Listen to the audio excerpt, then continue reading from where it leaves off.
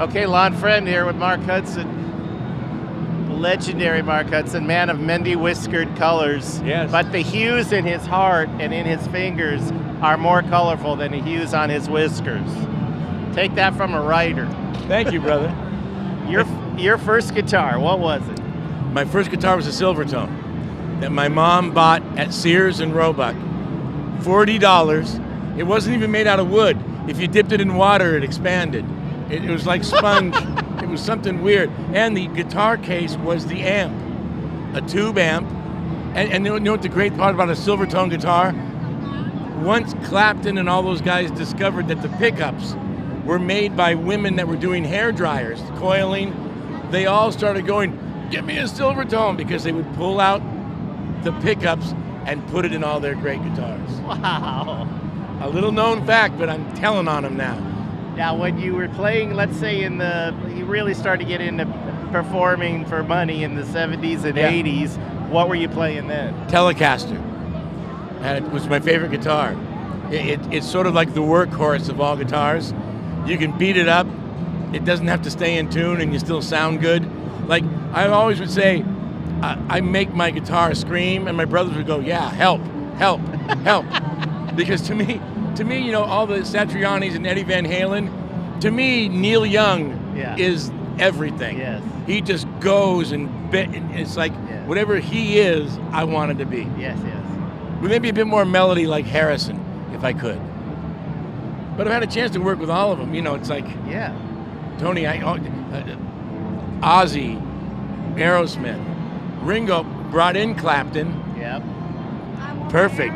She's Aerosmith. Oh, yeah. I would love to touch your wings, but I'd be arrested. Get your wings off my hands. No, get your hands off my wings. You were God. slightly confused. See, No. this is what I miss, having a partner like this. It and happens. I would be successful. You would be the straight man. I could You would be the Bud Abbott, and I'd be Costello. I'm fine with that. That's perfect. I'm a good, sad guy, you know. Me? Oh, I know. He knows, too. I know your sorrow. But so am I. Yeah. So Anyway. what guitar of yours do I get to photograph? Tell me. I would like to bring you the Living on the Edge guitar, which was a Silvertone. Well, apropos. And there it is. And the Silvertone story, so that could. And the Silvertone story is great. And you know what's interesting? When I wrote the song and brought it to them, I was in Joe Perry's basement, and he has every guitar anyone would ever want. And there I am with my Silvertone, and the guitar riff, bow down, bow down, down, down, down, sounded kind of John Lennon sitar-like. Yes. And Joe went crazy and called up one of his slaves and went, "I want 10 of those in the morning." And the next morning, there were 10 Silvertones lined up for him to pick the one he wanted. Inspired by Mark Hudson. Well, no, you know why? It was such a scary guitar, but it has a sound of its own. And that's what Joe Perry heard and went, "I love that." Well, his Billy guitar is going to be in my volume too. His Billy And Brad Whitford's guitar is also in it. This one it's all made out of recycled materials. That's the one. It's got BW initials on the front of it. It's cool. And you know, the Billy guitar is famous. He won't take that off, and it's beautiful. And sounds as beautiful as it looks.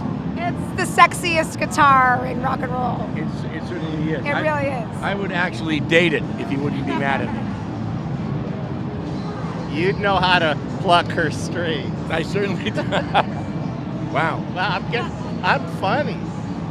Don't push it. Don't push it, Lon. You're the writer. I'll do the humor. What was the story you told? And nobody knows this because we were sitting on Steven Tyler's sofa in New Hampshire when Johnny Depp called the cell phone. Right. And Mark says, "I have a guitar that belonged to..." Yes, that's the one. That's the Living on the Edge guitar. Oh. Johnny's first wife, Lori Depp, was working at Village Recorder.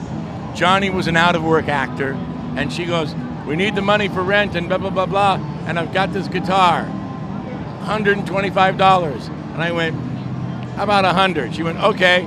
Boom. So when we were doing Steven's book, he wanted Johnny Depp to write the foreword. Yeah. And I get on the phone and go, "Hey, Johnny, I've got your guitar." He goes, "I want it back." I said, "Fuck you." He did. I was there. But laughing, but with love. Yes. With love. Oh, But I still have it. And I have had to will it to Steven if I die before him, Really? I have to give him the Living on the Edge guitar. But then I said, what do I get? How about the house in Maui? How about one of the ex-wives? Yeah. Anything. Stugatz. I got nothing. My most recent funny Tyler story is dancing to the video that Mick Rock shot of Gene Genie the day Bowie died. Yeah. And I wrote him a text. I made a video.